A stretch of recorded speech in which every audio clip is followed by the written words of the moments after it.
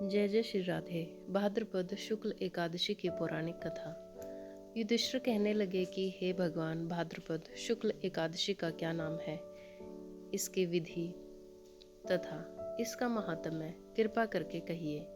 तब भगवान श्री कृष्ण कहने लगे कि इस पुण्य, स्वर्ग और मोक्ष को देने वाली तथा सब पापों का नाश करने वाली उत्तम वामन एकादशी का महात्म्य मैं तुमसे कहता हूँ। तुम ध्यानपूर्वक सुनो। यह है पद्मा परिवर्तनी एकादशी। जयंती एकादशी भी कहलाती है। जो मनुष्य इस एकादशी के दिन मेरी वामन रूप की पूजा करता है, उससे तीनों लोग पूज्य होते हैं। अतः मोक्ष की इच्छा रखने वाले मनुष्य इस व्रत को अवश्य करें। इस दिन भगवान करवट लेते हैं, इसीलिए इसको परिवर्तनी एकादशी भी कहते हैं। भगवान के वचन सुनकर युधिष्ठिर बोले कि हे भगवान, मुझे अति संदेह हो रहा है कि आप किस प्रकार सोते और करवट लेते हैं तथा किस तरह राजा बलि को बांधा और वामन रूप रखकर क्या क्या लीलाएं की। चातुर्मास के व्रत की क्या विधि है तथा आपके शयन करने पर मनुष्य का क्या कर्तव्य है, सो आप मुझसे विस्तार से बताइए। श्री कृष्ण कहने लगे कि हे राजन, अब आप सब पापों को नष्ट करने वाली कथा का श्रवण करें। त्रेता युग में बलि नामक एक दैत्य था। वह मेरा परम भक्त था।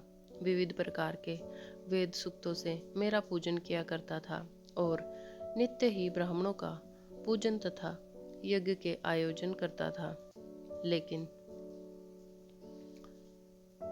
इंद्र से द्वेष के कारण उसने इंद्रलोक तथा सभी देवताओं को जीत लिया। इस कारण सभी देवता एकत्रित होकर सोच विचार करके भगवान के पास गए।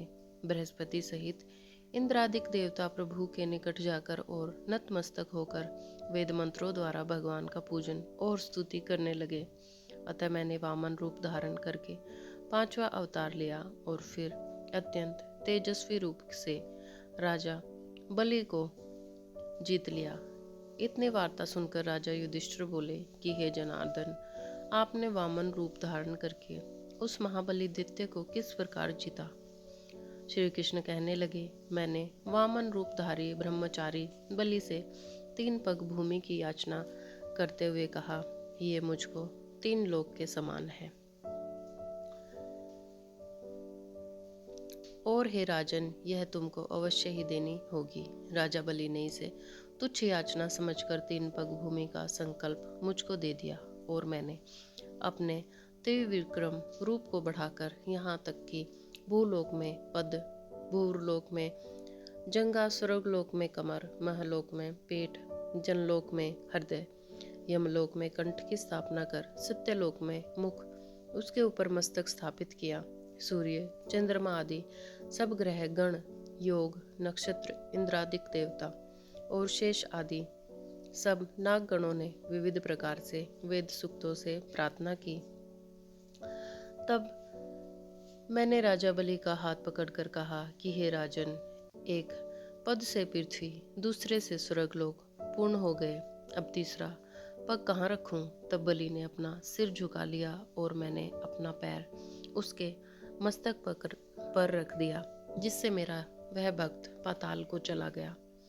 फिर उसकी विनती और नम्रता को देखकर मैंने कहा कि हे बलि, मैं सदैव तुम्हारे निकट ही रहूंगा।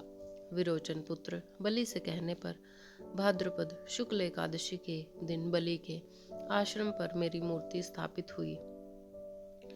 इसी प्रकार दूसरी क्षीर सागर में शेषनाग के पृष्ठ पर हुई।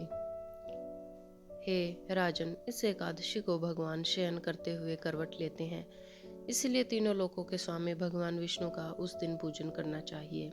इस दिन तांबा, चांदी, चावल और दही का दान करना उचित है। रात्रि को जागरण अवश्य करना चाहिए। जो विधि पूर्वक इस एकादशी का व्रत करते हैं, वे सब पापों से मुक्त होकर स्वर्ग में जाकर चंद्रमा के समान प्रकाशित होते हैं